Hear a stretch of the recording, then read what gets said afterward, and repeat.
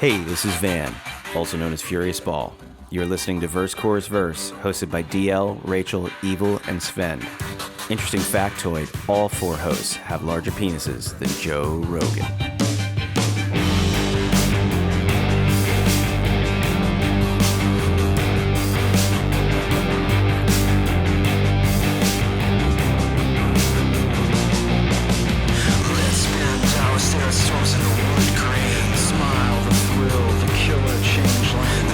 Coming up on Verse Chorus Verse, I couldn't find a bike to join us in this conversation, but I think it's still going to go pretty well.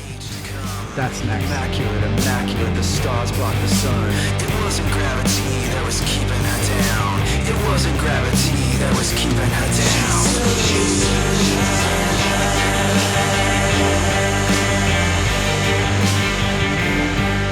Welcome to Verse Chorus Verse, episode 138. I am DL. Hope everybody's doing well. With me tonight is Evil, Artsy Fartsy Jimmy. Evil, how you doing tonight? I'm good. This is a verse chorus first. I'll let you do the introductions, but yeah, it's going to be a fun episode. There's somebody in the room with you. Yeah. They're coming from inside the house. We have a special guest here tonight. Tyler, I really wanted to try calling you Tyler the neighbor, but it doesn't sound enough like Tyler the creator to make it funny. Oh. So you're just Tyler. Tyler, how's it going, man? Oh, doing well. How are you? Good. Tyler is in close proximity with Evil. They've been talking music for how long now, guys? Hey, when did 2 years? It's been 2 years. Is that when you moved in? A little over 2 years, yeah. Tyler moved into the cul-de-sac that I live in. Super cool guy. Has pretty good musical taste and Pretty good. Do you guys some opinions. fight a lot because Tyler is a big fan of female vocalists and Evil hates women? It's not funny because I was going to say it's true, but that isn't true. Your girl might get a little Yes. mad at that. Tyler, it's awesome to have you. We started talking a little bit about music a little over a year ago. For everybody listening, you know these episodes. We do about 3 of them a year, listener-supported episodes where we have somebody that we think is cool that's been in touch about the pod to talk a favorite album of theirs.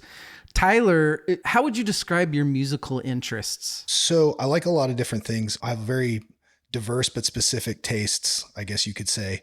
Epic music, things with big builds that build to crescendos and like take you on a journey. And I also like, old country and stuff like that. Predominantly like progressive rock and progressive metal and things like that. So we've got 2 evils tonight, basically, is what that's how. But you're so you like, when I was asking you your favorites, you were female artists, soloists, Yeah. you were ringing them off. Yeah, I generally, I guess I prefer, like, if there's a male vocalist, it's usually probably pretty screaming.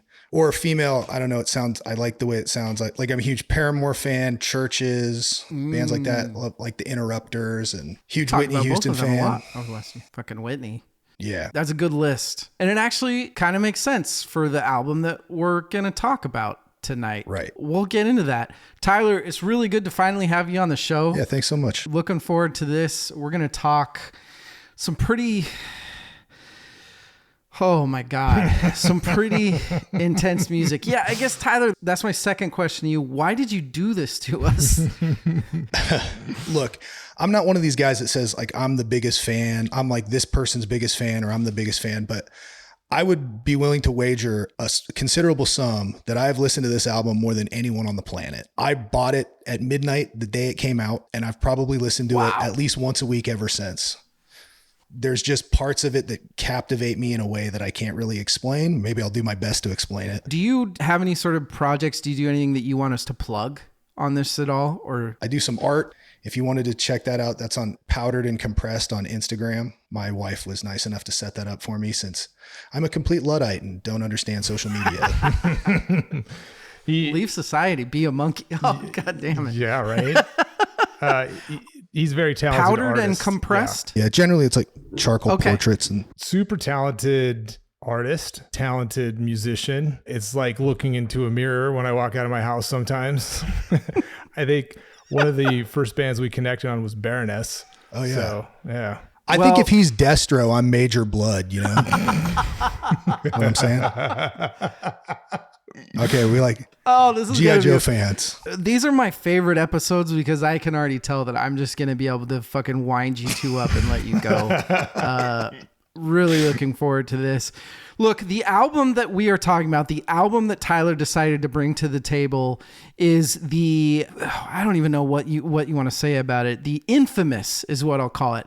Coheed and Cambria's Good Apollo, I'm Morning Star 4, Volume 1, From Fear Through the Eyes of Madness. That's what we're here to talk about tonight. I'm excited. There is, Jesus fucking Christ, there's a lot to go over. So before we get into that, let's talk about the most important part of the night. What are we drinking tonight? I want to start with Evil because we might be drinking either the same thing or something extremely fucking close. You think? Yes. If you guys both pulled this off, I'm going to be blown away. This morning, I made a cocktail specifically for this episode because Tyler is a huge Pink Floyd fan. And I know he likes the album Division Bell. And this morning, are you drinking the Division Bell? Oh my God. No way. This is unbelievable. Holy this is shit. Unbelievable. That's crazy. Holy shit. That is crazy. Coheed. What can I say? What kind of mezcal are you Illegal. drinking? I'm doing the, what is it? The Vita, the Maguey. Yeah, Del Maguey, the Vita. Yeah. Yes. And you selected this not knowing I'm a huge fan of the album The Division Bell. No clue. That is so wild. No, Evil drank a Naked and Famous in our last episode, and it sounded good. So I was looking it up, but I didn't want to just copy him. So this is very much a variation of a Naked and Famous. Very similar. That's fucking insane. So I saw it. Steve the bartender, he's a Aussie bartender on YouTube. Love Steve the bartender. bartender. Put out a video this morning with this cocktail in it, and he'd never had it before, and he made it and then took a drink. He's like, "Oh God, this is really good." And so it's so good. I was like, "Well, that's what I'm making tonight." I'm not going to make Tyler drink if he doesn't want to because he's not a fan of tequila and mezcal, but he did bring a bottle of Basil Hayden. So I mean, you can't go wrong with that. Exactly. In honor of David Gilmour, I will take a drink of it. David Gilmour fan. You know what we haven't really talked about on the pod yet is Pink Floyd. Pink Floyd. Yeah. We really haven't. Oh man. Do you want to just talk about Pink Floyd instead? I mean, I think it would be safe to say that there are probably like 3 bands that I'm terrified to even start to tackle, and Pink Floyd would definitely be one of them. They're in that, yeah, for sure. I could spend an hour talking about the second guitar solo in Comfortably Numb. Yeah. Literally, I could do it. Which version? Oh, that will lead me to another point later. Could talk about the first time that I ever did shrooms was the first time that I ever heard a very specific Pink Floyd song. And that's the greatest experience that I will ever have in my life. I've been chasing the dragon ever since. We're not here for Pink Floyd. We're here for Coheed and Cambria. Tyler, it's really great to have you. I want to get into this. I think we got a long way to go. Before we go there, though, we need to talk about the music that we're hearing in this episode. It is by the project furiousBall. It is a one-man project by Van. We have featured him on the podcast before. We will probably feature him again. He has some very, very good music that I am proud to enable here on the pod. He has, by the time that this episode comes out, he will have another album out called The Last Music on Earth, which is a spectacular album. The song that you heard coming into this episode is Like Drops of Mercury off of the album. It is a little bit of a Butthole Surfers vibe. A little bit of maybe a Brian Jonestown Massacre vibe, which you will hear throughout.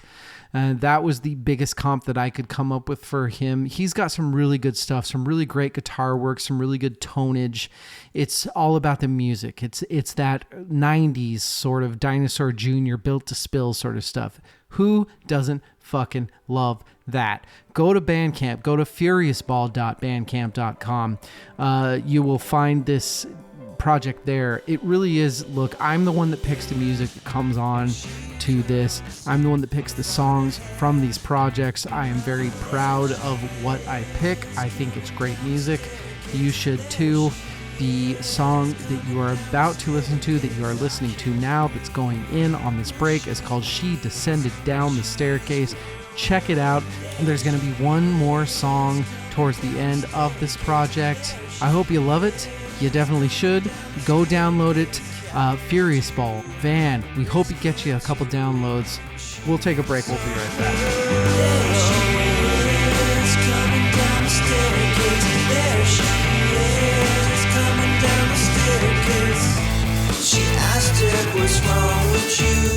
Everybody, we're back.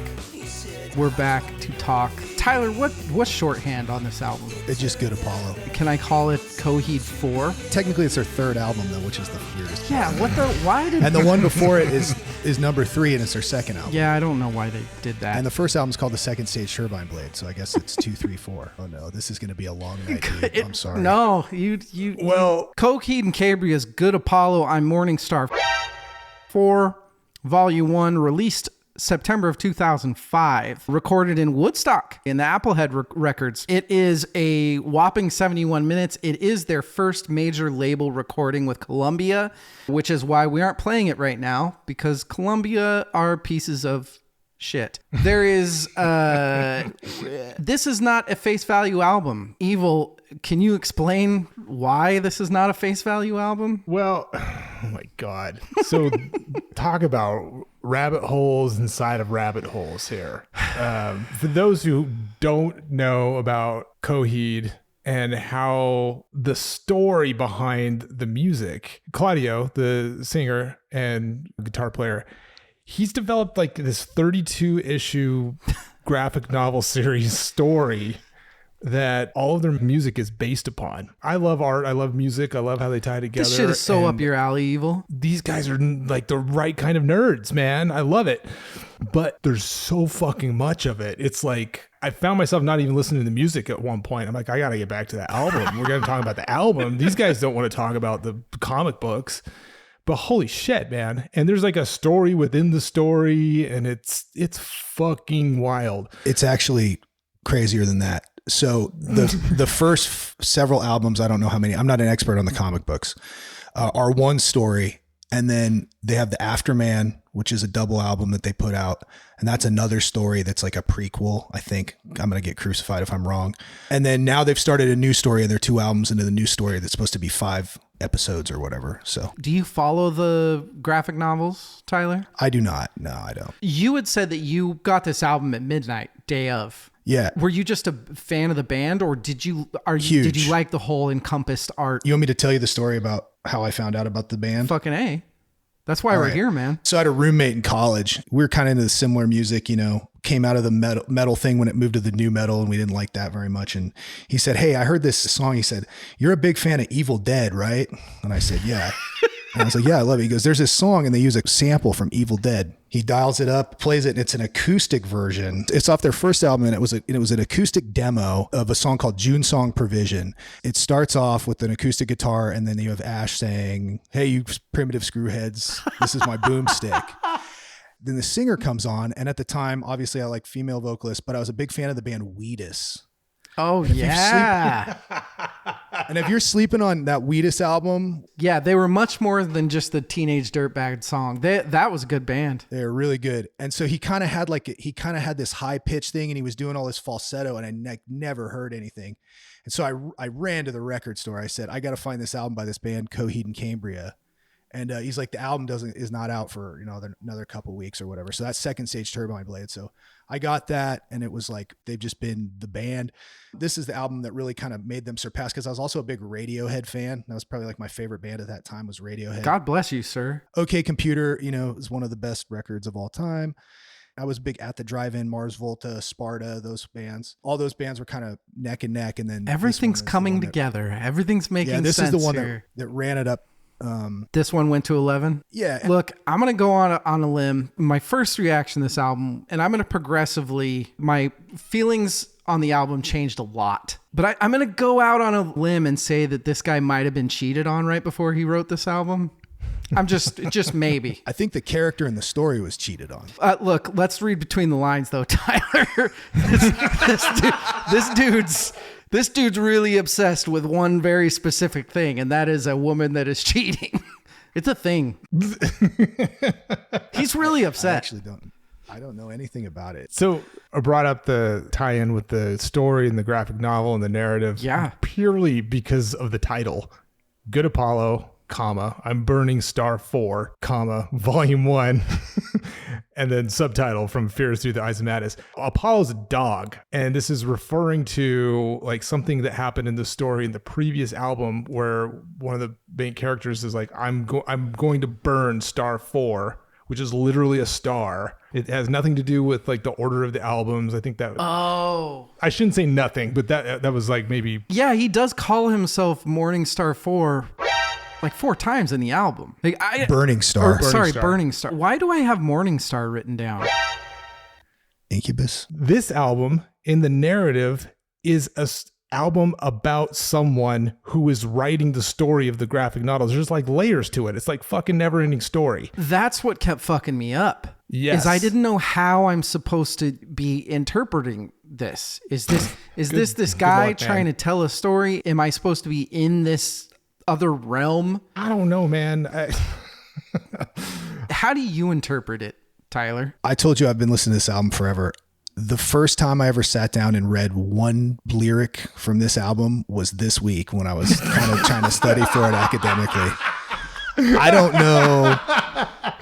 I don't have any of the words in my head right. Oh, I love it. Well, this is really going to fuck with my idea for this episode because I was absolutely going to go song by song and ask you to explain to me what the fuck these things mean. But we can't do that now. I can try. The lyrics are the lyrics and there's a story behind it and all that stuff. But one thing I'll say about the lyrics being what they are and the way they are is that this album holds up from angsty 20-year-old Tyler or whatever. Because I've revisited some of these bands, that were around at the same time, and the girl drama in high school, that stuff it's like you just cringe when you listen to it. You're like, I can't believe I like this. But this is just like nerdy space rock, so it's cool. It's like Gojira singing about monsters in the ocean. It's like it's never gonna not be cool.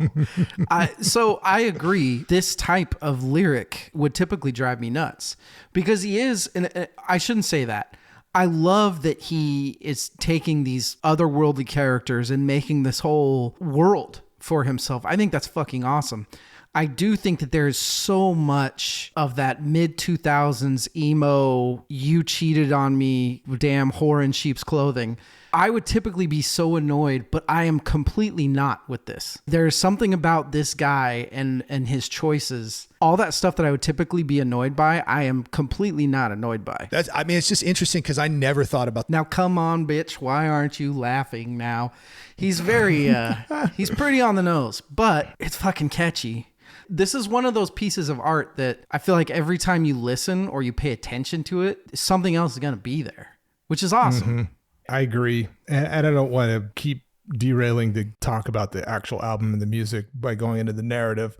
But there is kind of an interesting concept going on. And I think the previous 2 albums were mostly about the graphic novel narrative. Mm. And now this album is about a fictitious author who wrote that narrative. It centers around this fictitious author had an ex-girlfriend who had cheated on him. Mm-hmm. And then he's like, he starts 10-speed bike. Yeah, he talks to a 10-speed bike, which turns into a demon. Yeah. Not weird at all. Nope. But is that why that's called that? Yes. Okay. It's his 10-speed bike that talks him into going into his own story to complete his own story. So there's the hero inside the graphic novel is named Claudio, which is the avatar. The writing writer. The writing writer is in between. It's this other character. Oh, I thought that was Claudio. No, Claudio's a character in the graphic novel. The writing writer is writing the graphic novel. There's like 3 layers of this. So the fictitious author is a writer, Ryder, which sounds like writer. He creates a character named Ambelina in the graphic novel story who is like a perfect avatar of his ex-girlfriend. And he has to kill her. He has to kill her to end the writer's story. Yes. Like, how does my story end? This is what you have to do. Yes. You have to go in your story. So he becomes God and actually goes into this. It's fucking wild. I was missing all this for so long. Can I tell you, this is the worst album to have stuck in here. Here's the thing. This album is catchy as shit. There are hooks on hooks on hooks on hooks on this album. So much that gets stuck in your head. And then I'm in fucking work I'm doing something randomly and I'm like, so come on, bitch, why aren't you laughing? Like, there are so many fucking lines on the hooks that are very inappropriate to sing in public to yourself. But this is so hooky and catchy. For as progressive and complex as it is, it's hooky as hell. That's the big thing. Like when I try to give a synopsis of why I love this band so much, they're like a 3-component band. And if you go to their concerts, you'll see it. The heavy metal guys, the shred guitars, all that kind of stuff. The emo kids or the former emo kids, kind of pop punk or whatever, because you have like kind of, backbeat pop punk stuff. And then you have the prog nerds, which I guess I'm probably in the prog nerd category, but I don't really find them to be that progressive, I guess. I mean, comparatively speaking, you sort of have to look at their songs from like a pop scale versus like a rock scale. Yeah. There's just so much variation. They got those piano parts and it gets wackier and wackier as you go on, but... You are so on the nose with specific things that I wanted to ask you about, because one of the huge things was, I bet that the crowd at these shows are so fucking eclectic. Yeah, I could see every genre of fan coming to these guys' shows. Yeah, I mean, they opened for Iron Maiden several years ago. Which I could totally see. And they got a whole new fan base. If I could see these guys opening for them, I could see them. There are so many bands that I would see these guys working with. And you're absolutely right too, what you said about these guys are progressive. There is a simplicity there that's not there with a lot of bands that try to do this. Yeah, it's like accessible prog. Yeah. You were to try to hit somebody with like a Periphery or Scale the Summit or something like that, where it's like mostly instrumental. That's too much for people that come from listening to like traditional 4/4 rock stuff. Absolutely agree. Once again, and it sounds like for Evil 2, this is such guitar heavy. Totally. But also rhythm section driven music. Thank God you said that. I don't see how it couldn't be right up a shit ton of people's alley. I guess I'll put it that way. I found these guys right before this album. I think they were kind of doing promo circuit for this album. They were featured in one of the guitar rags. It might have been Guitar World, but it was like the up and coming gunslingers. And there was 3 bands, and I don't remember the third, but I know one it featured John Denias from Shadows Fall. Then these 2. And I went out and bought the album like sight unseen. I hadn't even heard any of their music just because of that article. And I was like, oh shit, this is good. This is really good. It's actually funny though, because the first 2 albums are more, I would consider it like mathy. They didn't really play solos. This was the first album where there was like dedicated guitar solos that were memorable enough for, we'll talk about the one that everyone would want to talk about, but I think their first 2 albums are a little more I can almost hear a little bit of, I don't want to say punk, but pop punky emo. A little dirtier, a little more, you can hear a little more of that My Chemical Romance-y style of stuff in there, which I'm not saying that is a bad thing. In Keeping Secrets of Silenter 3, the album previous to this, there's a lot of progressive stuff on it. I haven't listened. They actually have a song at the end called 2113 that's like their Rush. Speaking of influences and influencees, that's definitely one that I had written down. There, you hear Rush all over this fucking album. That's never a bad thing.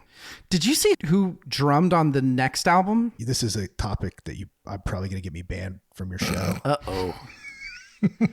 So Josh Eppert is the drummer. Coheed and Cambria. He's the original drummer, and there's something about him, and I don't think anybody talks about him. I certainly couldn't talk about him enough. So if he ever hears this, I think he's just the best drummer for this band. And when he came back, it made me so happy.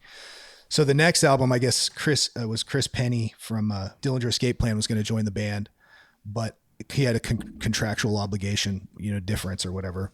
You want to say who it was? Well, it's the Taylor Hawkins. So Taylor Hawkins played on the next record, and the only 2 Coheed and Cambria records where I really don't like the music are that one and the next one without Josh, which was with Chris Penny. I love that on this album, it's almost approached as a musical in the sense that they establish the themes extremely early on, and then they express those themes in different versions all throughout the album. You come in with the first song that, doesn't it pull from themes from their album before this? Right. Yeah. Yes. It does the whole, and then, sorry, what's the second song's name? The acoustic. Always and never. Always and never. Thank you. There's something so cool about how serene it is until the very end when you're kind of half paying attention, and then he's talking about killing all of you, and you're like, wait, what? What? Like ends this super peaceful acoustic thing with and Slide kill that all in of there. you. It's like, whoa, what? They are crafty in how they structured this album. I think it's put together very well. I mean, fuck, they have the whole narrative behind it. Clearly, they put a lot of thought into the organizing and arrangement of not just the story of each song, but the structure of the album. They're super savvy. What do you guys think about a record that starts with 2 intro songs like that? You know, Because I'm used to it. I just want to know. when you say it like that, it sounds fucking ridiculous, but it absolutely works on this album. I think it absolutely works. When I got their newest album, when it came out, when it was released in midnight, they do that again. They reprised back to another song on the previous album. That's my favorite fucking Coheed and Cambria song, probably. I almost fell out of my seat listening to it. So it grabs me a different way. So It's smart. Yeah. That's smart. Yeah. There are other themes that are really fucking cool. The Riding Rider song, the Apollo 1. I just hear so many different themes in this album. For Riding Rider, I wrote down that there's this Blade Runner never-ending story sort of thing going on. Like this fucking kind of 80s fantasy story thing going on, which works really well. Well, in the lyric, the whoa, oh, Yeah. there's an interesting thing going on with this album because I listened to it quite a bit for when it was out, like in the mid 2000s. And then I kind of had put it away. I didn't not purposefully. It's like, I don't like this album anymore. It wasn't like that. It just sort of kind of fell off. I listened to it when we did the 2005 episode. And it was one of the albums that kept coming back. I'm like, oh, fuck that album's so good. I can't tell whether it sounds familiar, like really familiar in spots to me because I've listened to it before and it's been a while. So it's like deja vu. Or if they're just really fucking clever in writing music that it just is so earwormy. I can't even begin to count how many deja vu moments I have listening to this album. Was it on our we weren't doing the top 10 yet. I remember we talked about this did, came up. but I remember texting Jimmy about it, being like, hey, what are you doing?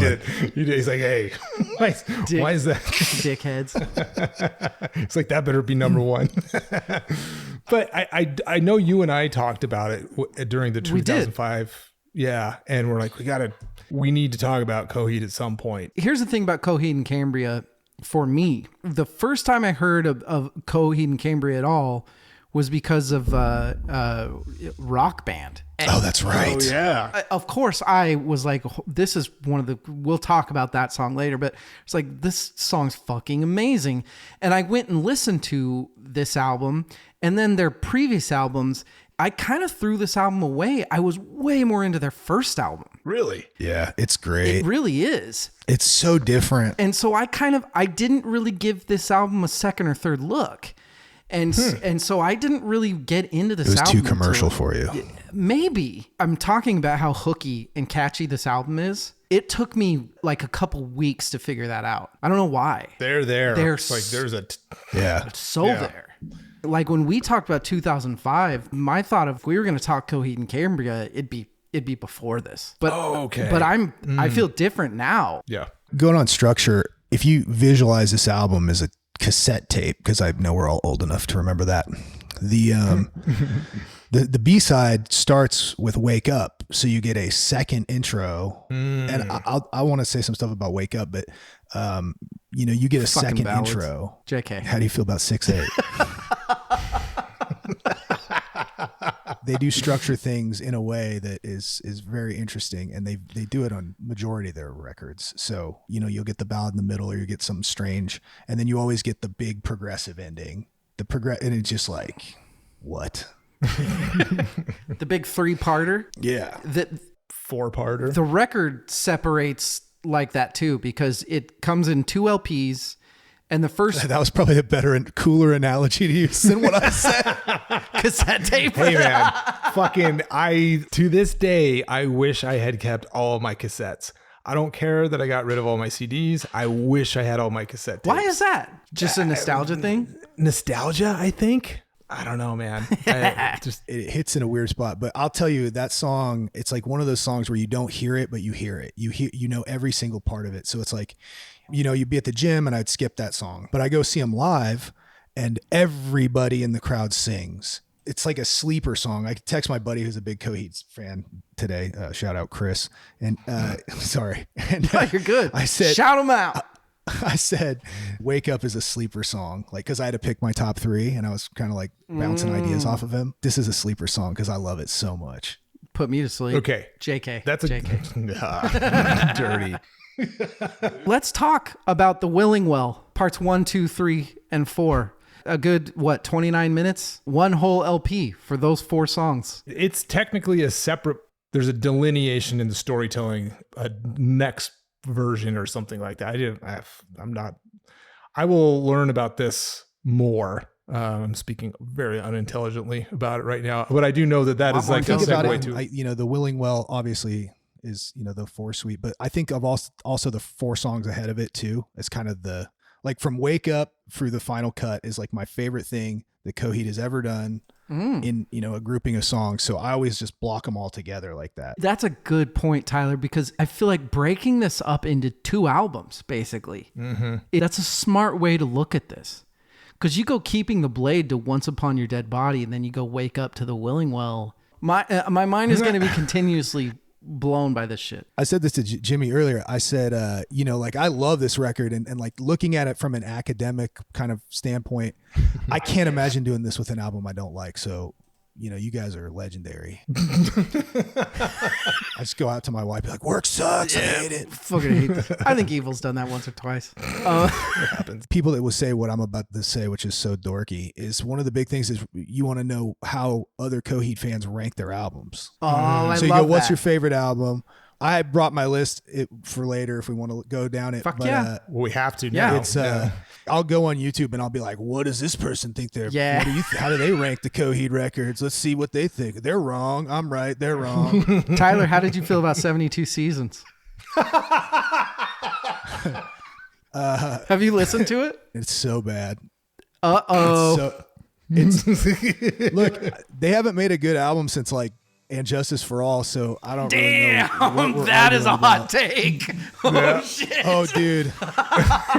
wait till you hear my even worse hot take that you're going to kill me for. It doesn't have to do with Alice in Chains, does it? No, actually, you know what's really funny about that? When you did Dirt, I hadn't listened to that album forever, and I listened to it, and man, dude, that album just crushes from front to back. Oh, my God. It's so good. It's not. Okay, we're friends. Look, Jerry Cantrell is so underrated. Yeah. somehow, how the fuck is Jerry Cantrell underrated? How does that happen? I don't know. This is the most fun episode I've ever done. There's going to be probably at least another hour's worth of content in awards and categories, and there are very specific things that I am trying not to spoil going into those on these songs. So let's take a break. Let's go to awards and categories. The song that you are about to hear for this break, that you're hearing right now, would be my guess. But the song is called What If We Lost the Moon? It is by furiousSBall. This is an interesting song to me. This is what he chose as his single for this album. There's a little bit of a, I don't even know what to comp this for. Maybe a little bit of a, almost like a Dishwalla Toadies sort of thing here. Something very 90s. But I almost feel like that's an insult to this because there is some form of indie something here that deserves attention. And I think that's a compliment that I don't even know how to comp it. Bottom line is you should go check this album out that he made. It is very, very awesome. Once again, The Last Music on Earth by furiousSBall. Go to Bandcamp. He has an Instagram, all that stuff, all the regular stuff to find these poor, tortured indie artists that make no money. You are listening to these songs. These are good songs, okay? I wouldn't put them on the fucking pod if they weren't good songs. You're hearing it, right? You guys all know how the music industry is nowadays. Nobody makes shit. okay? It's not about, hey, can we make a living on this? Nobody's making a living on this. You just throw them a couple shekels to say, hey, this is good shit. I like this. That's what it's all about nowadays, okay? I'm not trying to be depressing. I'm just trying to say, you know, we are a community. We are one here. That sounds cheesy, but it's true.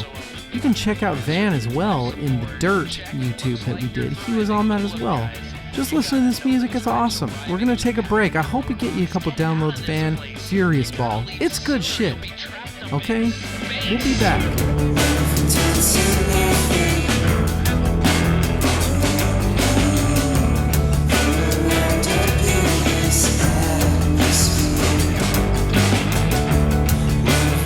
We are back. Let's do some awards and categories for Coheed and Cambria's. Took this seriously.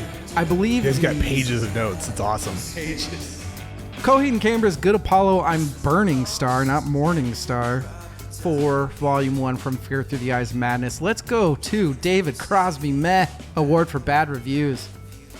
Brian Forrester gave this 0 stars. I will say most of the 1 stars were because edited version was being sent instead of the non-edited.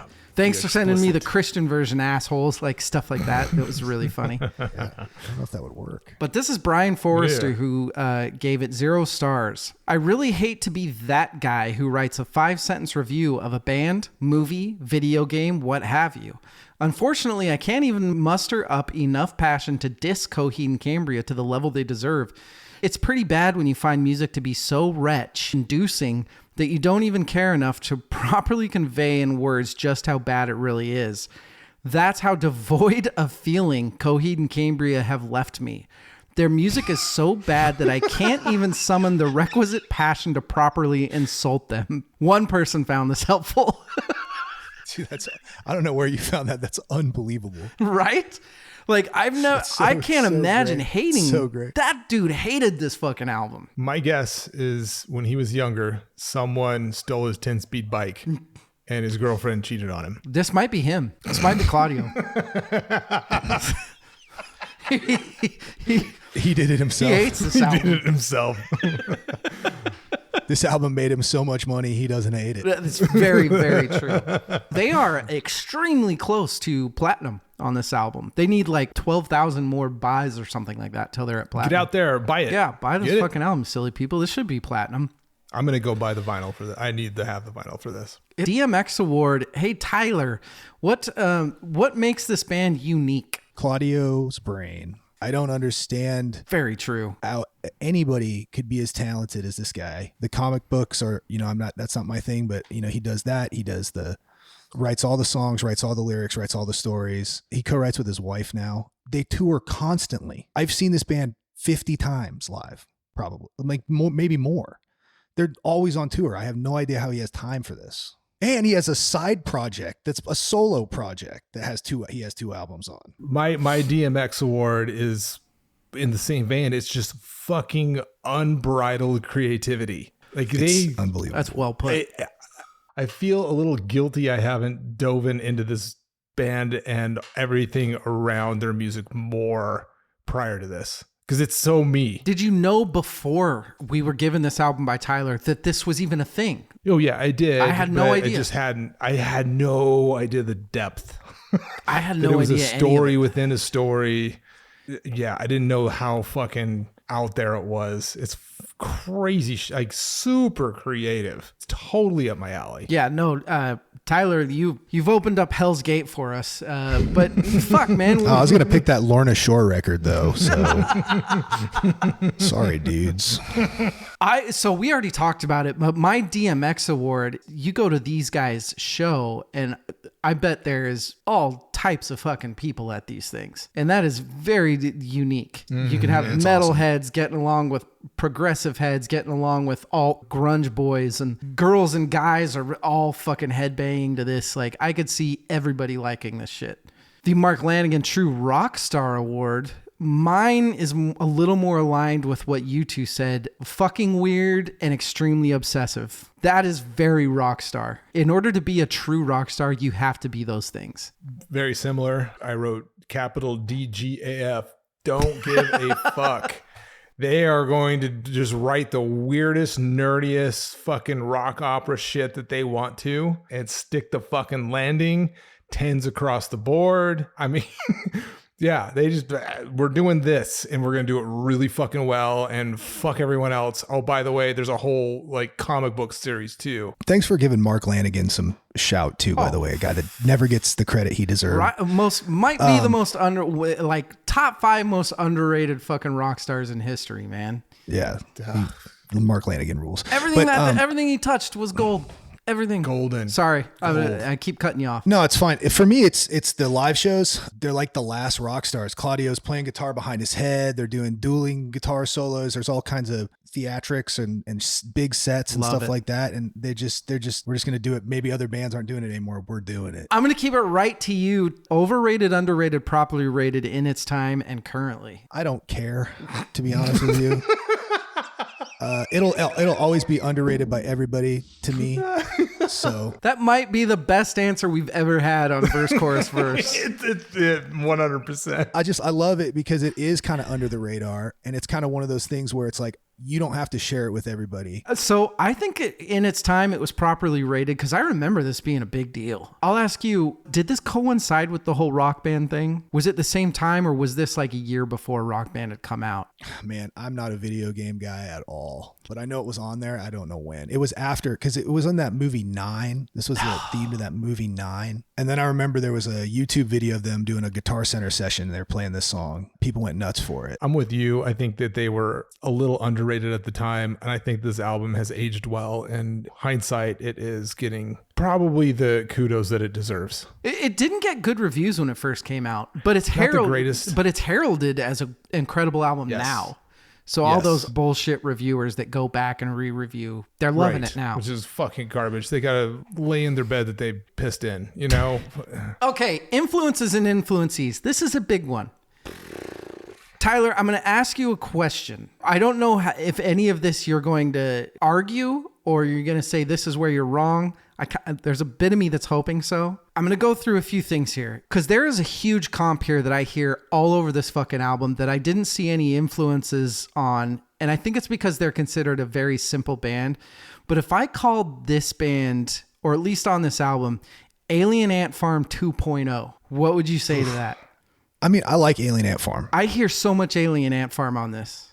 Ty Zamora is incredible. And a very underrated musician. They're an underrated band who got famous for the wrong song. So I wouldn't be mad if you said that because their albums were unbelievable. Like Crossing the Frame, that's so Alien Ant Farm. I wouldn't be mad at it, but I'd just be like, okay, this is better than that. Okay. Well, 2.0. Yeah, I'm saying like a more complex. Exactly. But because I did see this comp at a lot of places. And I'm a big fan of this band. If somebody were to call this Mars Volta Light, what would you say? Or I guess maybe I should say At the Drive-In Light because At the Drive-In was actually before Coheed. Let's go with Mars Volta. Okay. Because this fits better into my story. I like it.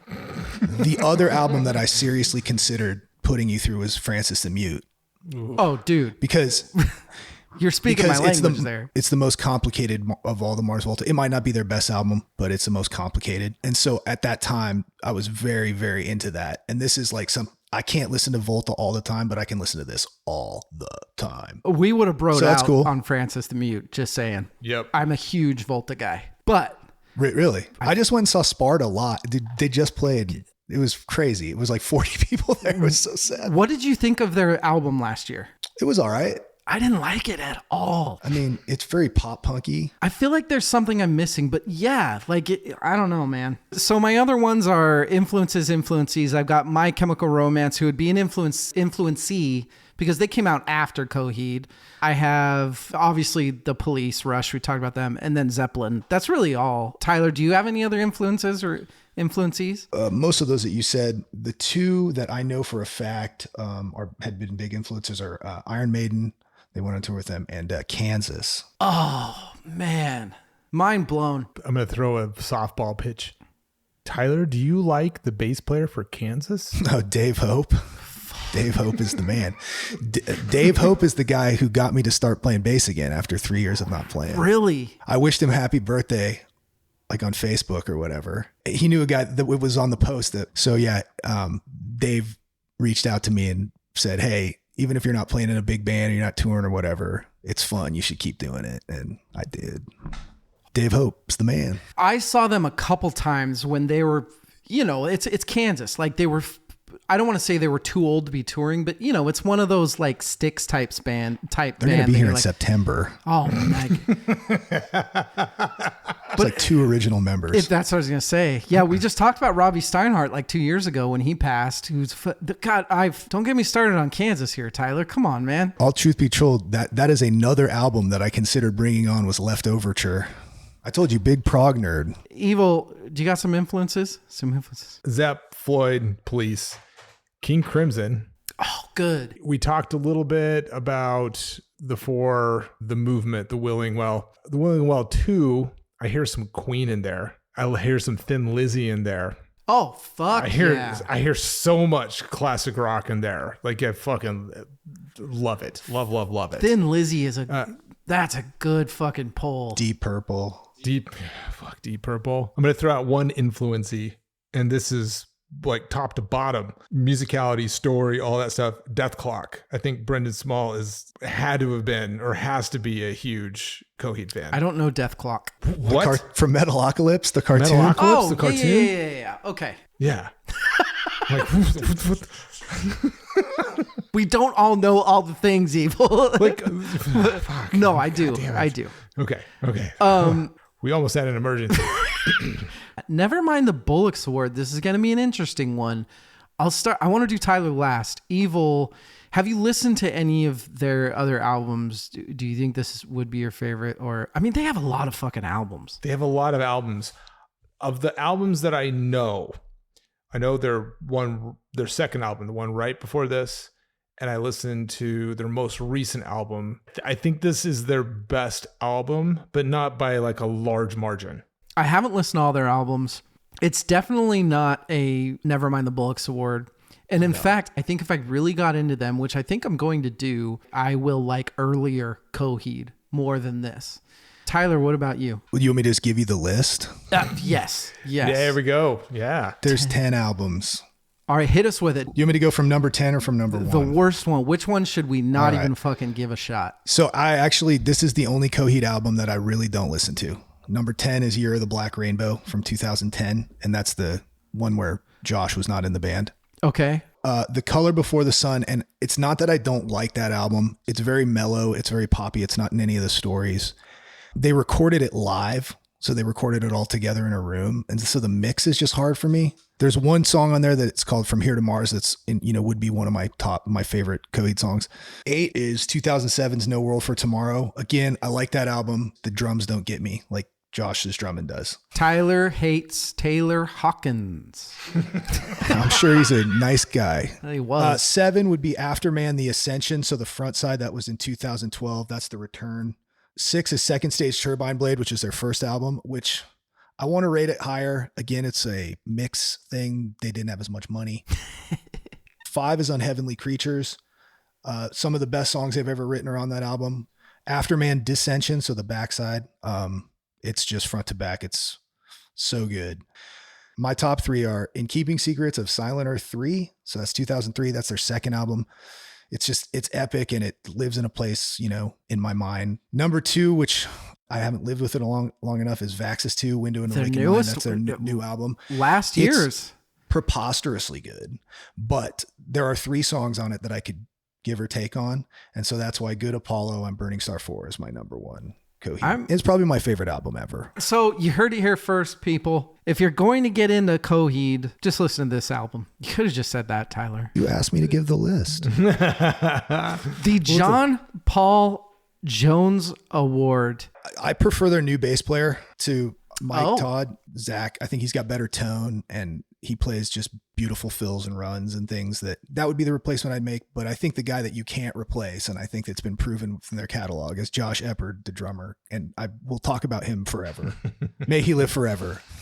And his drumming on the new record is unbelievable. For this style of album, and I think this is going to get disliked by both of you, which is okay. There's something about this style that I want a little bit more frantic. I want the frenzy of the progressive rock. It is catchy. It is hooky. There are times where it's not, I want to be flustered and it's not. Can I ask you a question? Yes. Do you like Godspeed You Black Emperor? Yeah. Like that frenzy? Yes. I said I want some Omar Lopez production who does a lot of like the Mars Volta-ish type of stuff. I want fucking 800 things coming at me. Not all the time, but just certain parts of this album. Honestly, I probably wouldn't touch anything. Evil, what about you? It's hard to try to pick something to replace or add to a band like this because it's such the whole package.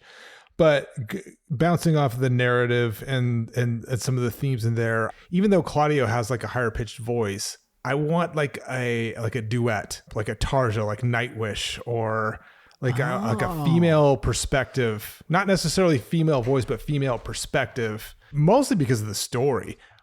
Or, and you're not going to like this, some harsh vocals here and there as a villain character. Something for Claudio to bounce off of, to have like call response. That's a good He'll take, do that though. in albums. He'll sing with a octaver and he's like the bad guy. That's a very good take. I do. It's just some death metal. Yeah. I do. No, dude, seriously. Tyler, if you only had one song to give us to encapsulate this album, what song is that? Welcome Home. I mean, that's the song. If you like that, you'll like something else on the album. That was my first pick, but I went with The Willing Well 2. Welcome Home is like, it's almost like too nice of a package. You really want to like this band? Here, let's give you the whole fucking package. And I think The Willing Well 2 is got like that kind of like almost whimsical beginning, but then it gets super complex towards the end. It's long, it's challenging, but catchy at the same time. And there's just a lot of ideas in there. As like a snapshot of the band, I liked it more. So I said Willing Well 1. And the reason I said it is exactly that. It's a little bit of a test. Can you handle this album? Yes. Yeah. Well, here is... Maybe I should change my tactics. Keep more people away from it. We're getting to the fun ones now. John Popper Award. This is a tough one. What's the best hook on this album?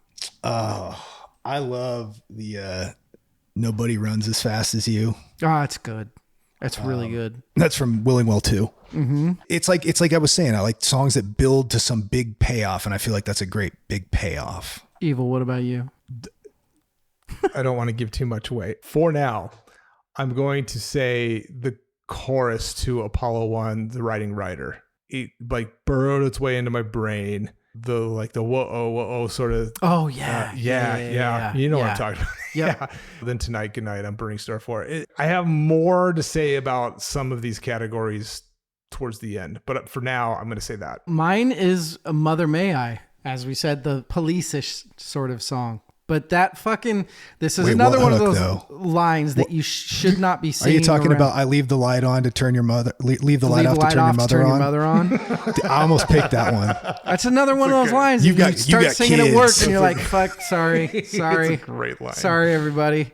It's so good. John Prine Best Lyric Award. I will start with that one. There's the easy one for me, which I loved. If you really loved me, you would have endured my world, which is from Welcome Home. This is just fantastic. Atop this tower of loss and lust is a fantastic line. My favorite, the one that I kept going back to, is I'll gravitate towards you. I will in the now hate you. That's so fucking good. He's got a lot of good lines, but that one's spectacular. Evil, what about you? From Wake Up, in a phrase to cut these lips, I loved you. Yeah, I love how it's fucking this great. Dude, it's going to get even weirder. It's going to get even weirder. I love how it's this beautiful, everything about that song is beautiful. Everything. Yes. Except for the one line where he's like, I would kill anyone for you. It's like, wait, what? I love it. Wait, what? You have kids? I do. Right? I'll do anything for you. I'll kill anyone for you. I mean, yeah, I just have never said that to them yet. If you lived in the silo. Tyler, what about you? So the two big heavy metal guys sitting in the same room together both picked their favorite lyrics from the softest, sappiest song on the album. I'm going to read it. The morning will come in the press of every kiss, with your head upon my chest, where I will annoy you with every waking breath until you decide to wake up. So it's so good.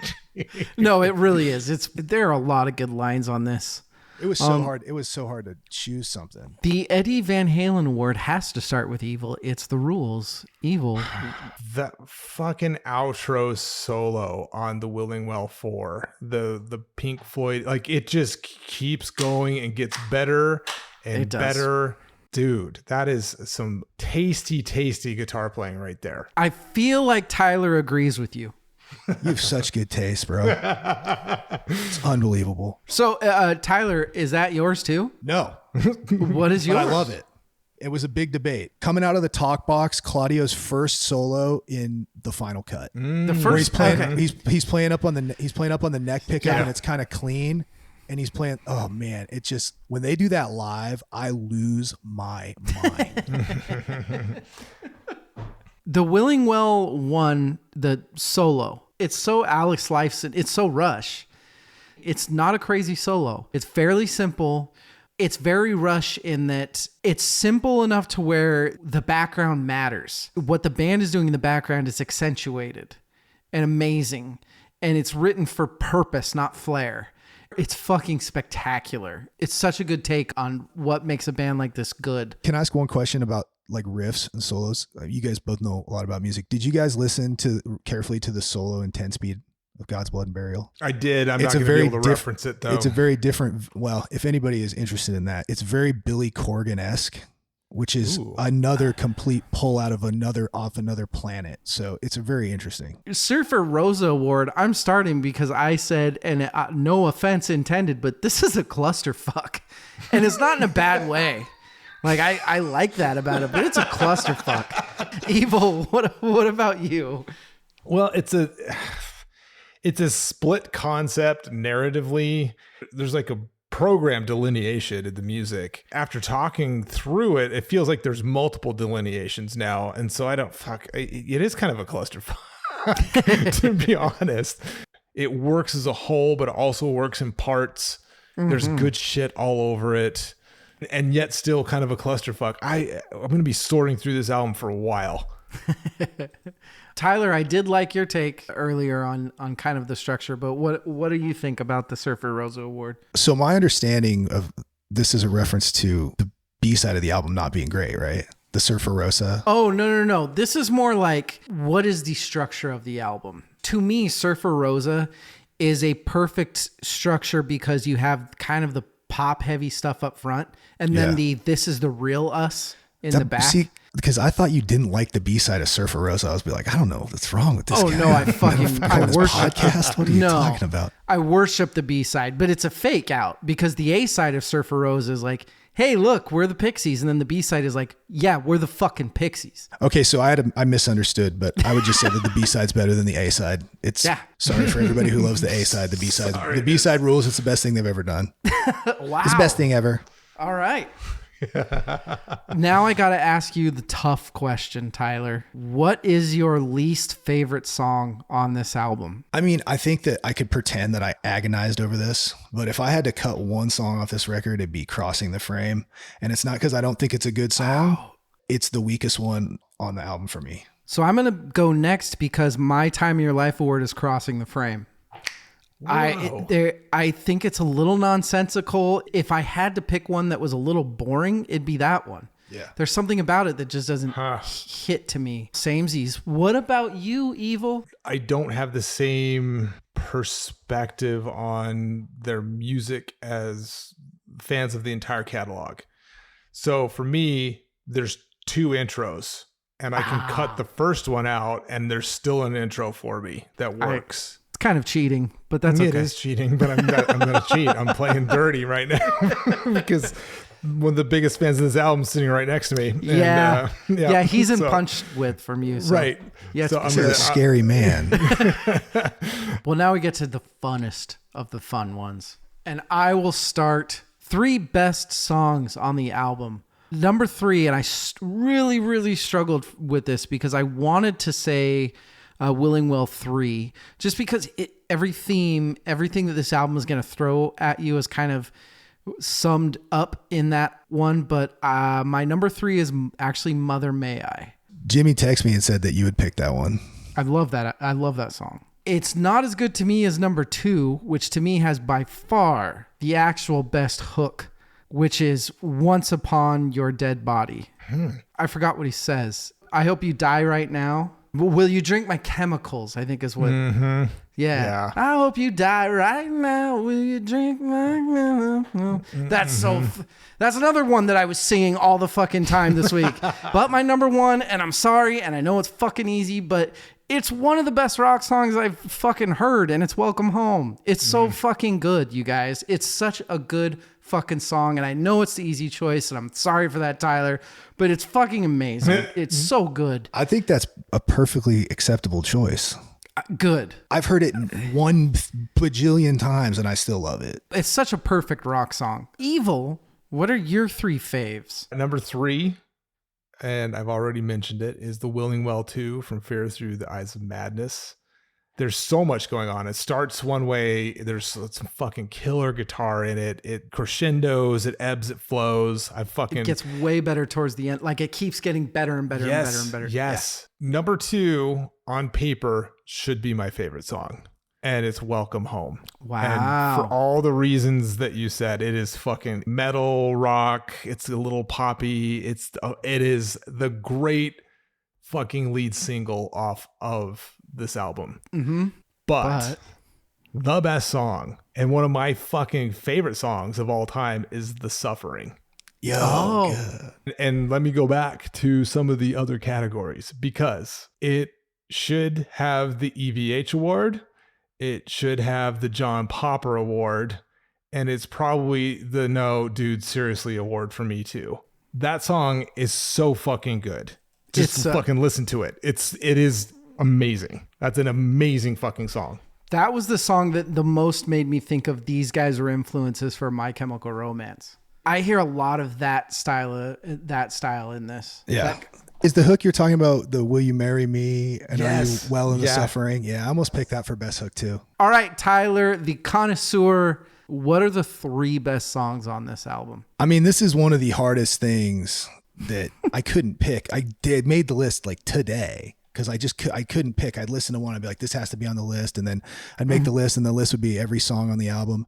Number 3 is The Final Cut. I'm a sucker for big 6/8 metal ballads like that with crazy guitar solos. And I hear you like Pink Floyd. I do love Pink Floyd. Get me into that. Yeah. And then the number 2 is The Lying Lies and Dirty Secrets of Miss Erica Court. Wow. And we haven't talked about that one at all. That song it's just like it's very much what I love about music. It's what I love about this band. It just like, it makes me tick. Like I hear it and I anticipate the parts coming up. And then when they do, I'm like, yeah. And then number 1, basically the title track off the album, which is the Willing Well 2 from Fear Through the Eyes of Madness. That's a great track. And it starts with this kind of rushy vibe. And then the song, are you a good Genesis fan? Yeah. Do you know the song Supper's Ready? Yes. Peter Gabriel Genesis. Yes. It's like when they have that turnaround and he's like a flower and then it's like dun dun dun and it goes into that crazy like, man, that's an influence, right? Oh, early Genesis. It grabs me like that old like Peter Gabriel Genesis where it's like, and then it pays it off with the No One Runs Faster Than You. Yeah. Just rides that out. I mean, that might be my favorite Coheed song of all time. That's spectacular. Tyler, right back to you. Who won the album? I think just Claudio. I feel like if this album didn't go well, we wouldn't still have what we have from Coheed because their next 2 albums weren't as great, but this one kind of caught fire late. For me, Josh Eppard, this is when I realized how important he was to that band. So I said Claudio. It has to be. It's all him. The amount of art and thought and passion he put into all this shit is insane. You can't give it to anybody else but him, unless Evil gave it to somebody else but him. I know who he's going to give it to. Well, I initially had just like nerds exclamation point because, but Tyler won the album. Yeah. And that was a late in the game substitution that I made because of the discussion. I cheated a little bit there. You're absolutely right, though. I'm so happy that he has this album and that we got to listen to it and we now have it as well. Fuck yeah. Last thing to do, and Tyler's going to cap it off. I just have a feeling I know what he's going to say, but we could be wrong. I'm going to start with myself because I'm actually really, really intrigued to hear what Evil gave this, but we got to rate the album. And I gave this an 8 out of 10 fucking nerds. I think it's probably more of like a 9. And I'm going to tell you when I first started studying for this, not kidding, I think this was more like a 6 for me. But as the last like 3 weeks have gone, I feel like every week this shit grows on me and grows on me and grows on me. It's not perfect, but there's so much to this album that I know I don't understand yet. Evil, what about you? I am going to give it 9 out of 10 Tri-Mages, which is a nod to the storyline. And if there's any of the comic book nerds listening, that's a nod to Wilhelm Ryan, the villain of the story. And I'm going to give it, when you're a kid and your mom used to buy you shoes with a little bit of room to grow, I'm doing that because I feel like there might be a little bit of wiggle room as I listen to this more. It could potentially fill that out a little bit. So that's where I am with it. We got to give the last word to Tyler. I mean, I can't be objective about it at all. It's impossible. You shouldn't be. But so I keep a list. This is for you, DL. I keep a list of 10 out of 10 records. Okay. There's not a ton on there and I'm pretty objective about things. But I mean, this one is definitely on the list. It's just... it is over the list for me for whatever reason, there's no other album for me. I mean, I love a lot of stuff. I'll say it like this. I love a lot of music. I love a lot of bands. I don't care about any other band like I care about this band. Mm-hmm. Like Claudio could keep making music forever and, hopefully he lives forever and I get to listen to it forever and I'll listen to everything they ever put out forever. That's what this is all about. That's what these episodes are all about. I love doing these. We don't do them enough. This style of episode is exactly what I want because... I was just hoping Rachel would come on here and tell me it's the worst fucking album she's ever heard in her life. I mean, she's a little bit of a metalhead now, so I'm not sure. She might have liked it. Nah, I don't know. I can't. I never know with her. The thing is that I just didn't know anything about the lyrics, and she's the lyric. She's like breaking down lyrics, and I'm like, oh boy, I don't know. These are pretty rough. Well, there's a lot of whores and bitches in these lyrics. Yeah, it is crazy. It's to think about. I never even think about it, and then I was reading it. It's like, whoa. I had so much fun studying for this, and I'm not done with this album. Tyler, thank you so much for bringing this. It's been a blast talking to you. Thank you so much, Tyler. I'd say I knew Jimmy would be into it. I didn't know how into it you'd be, to be honest with you. Like, because I sort of just know you through your voice from listening to you on the podcast. But like, I knew that you could be into it, like, But like, I feel like if I brought you a brand new record, you'd focus on what the guy got in trouble for more, and be like, I don't know if I can like this guy or whatever. No, it's kind of true. And I'm not knocking you. I'm just saying, like, you hit it right on the front end of it. It's like very misogynistic and wild as fuck. I can't believe I let my daughter listen to it. But it's spoken through a character's eyes, and we've kind of been going through this year. I'm done with that shit. I don't care anymore. It's like, say whatever the fuck you say. It's all about the music. And when I start to get into an album and I realize that it's going to fucking drown me, that's the best feeling. Everybody join us next week. We've got a quick fire with Evo and Rachel. 10 new albums. You know how those go. Sometimes really bad. VerseChorusVerse.com @VerseChorusVersePod. Everybody go check out Tyler's. What was it again? It was Powdered and Compressed. At I don't know. Is that .com? I'm so stupid. At powderandcompressed.com. Don't go to .com, everybody. No. Like literally, my wife runs it. She nags me to give her pictures. I never send her pictures. It's just not. It's not. Stop selling yourself, Tyler. Evil. You're a lucky guy to have bad. This one as a neighbor. Yeah. Thanks for making this happen, you guys. Good luck editing the audio. It might be good. It might be. We can always do it again. Yeah. Good night and good luck.